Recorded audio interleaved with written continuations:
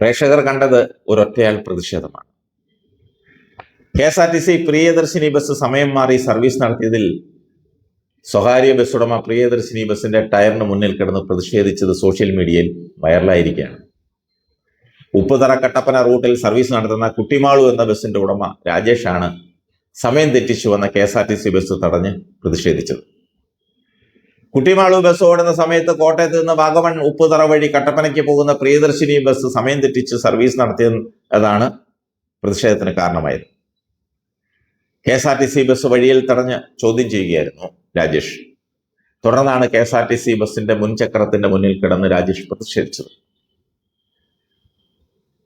ആരായാലും പ്രതിഷേധിച്ചു പോകും. കാരണം ഇന്ന് പ്രൈവറ്റ് ബസ്സുകാർ, ആ പ്രൈവറ്റ് ബസ് മുതലാളിമാർ അനുഭവിക്കുന്ന ബുദ്ധിമുട്ട് അത്രയ്ക്കുണ്ട്.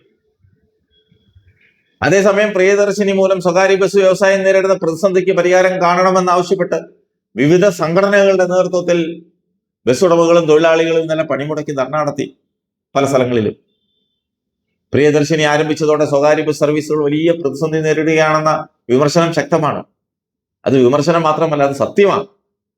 കടുത്ത സാമ്പത്തിക പ്രതിസന്ധിയെ തുടർന്ന് സംസ്ഥാനത്ത് ആയിരക്കണക്കിന് ബസ്സുകൾ സർവീസ് അവസാനിപ്പിച്ചതായി ബസ് ഓപ്പറേറ്റേഴ്സ് അസോസിയേഷൻ തന്നെ പറയുന്നു. KSRTC പ്രിയദർശിനി സ്ത്രീ സൗജന്യ യാത്ര മൂലം സ്വകാര്യ ബസ് ഉടമകളെ കടക്കണിയിലേക്കും സാമ്പത്തിക പ്രതിസന്ധിയിലേക്കും തള്ളിവിട്ടു. അതൊരു യാഥാർത്ഥ്യമാണ്. ഡീസൽ അടിക്കാൻ പോലും കളക്ഷൻ കിട്ടുന്നില്ലെന്നാണ് പല ഉടമകളും പങ്കുവയ്ക്കുന്നത്.